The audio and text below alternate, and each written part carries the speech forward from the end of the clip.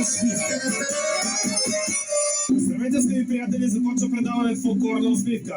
Аз съм Стоян Петков и се намирам на сцената на Международния фолклорен фестивал Малешево пее и танцува, където тук след броени минути започва и първия конкурсен ден, част от тази годишното 18-то издание на фестивала.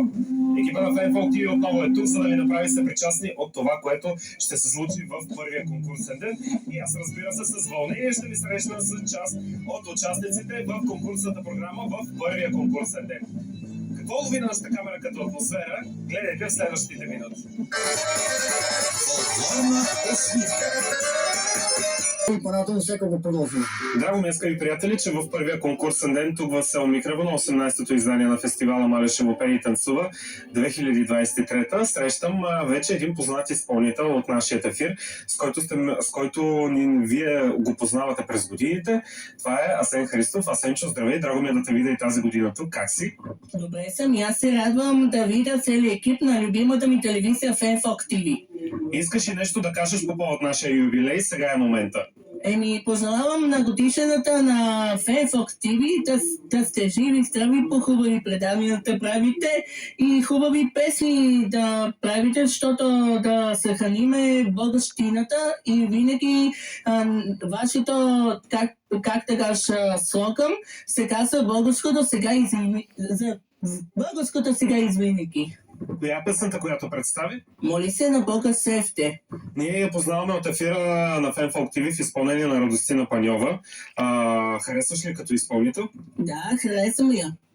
Добре. Кои други изпълнители харесваш от нашия ефир? Делтора, Радостина Николова и други. Добре. Какво си пожелаваш от тук нататък? Да съм жив и здрав и по-хубави фестивали да ходя. Късмет и успех ти желая. Благодаря.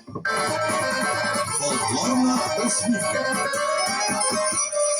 За всички пропуснали това предаване може да го гледате отново и отново. Как да стане това, като се абонирате за нашия официален YouTube канал Fanfolk TV с големи букви на латиница.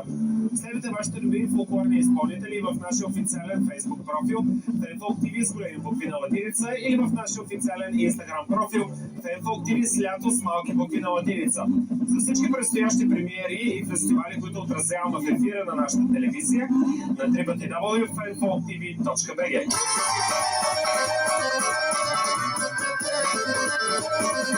Фолклорна усмивка.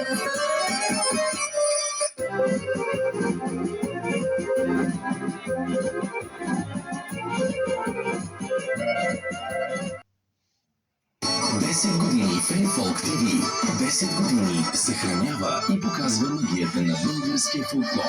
99% ексклюзивно съдържание, над 10 000 видеоклипа, над 5000 изпълнители, над 700 предавания, над 100 концерта и живо.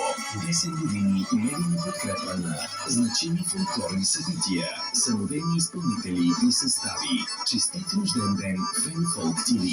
Българското сега и завинаги.